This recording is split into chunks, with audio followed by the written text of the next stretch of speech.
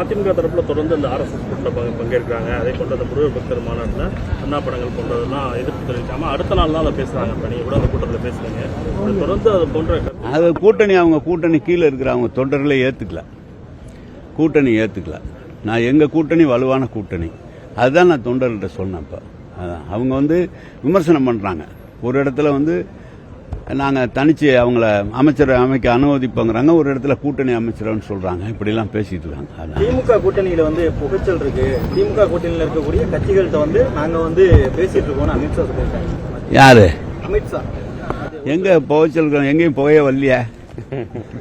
புகையே எங்கேயும் வரல. நல்லா சுமூகமா இருக்கு. கூட்டணி தோழர்கள் நல்லா இருக்காங்க.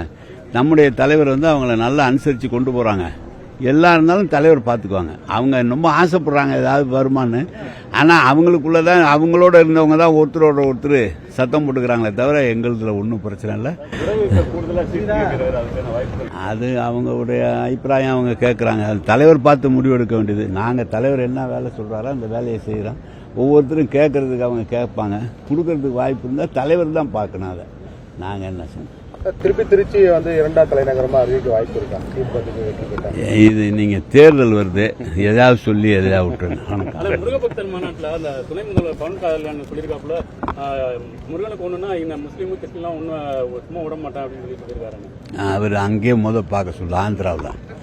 ஆந்திராவில் போய் பார்க்க சொல்லு. ஹைதராபாத்தில் இருக்கிறாங்க.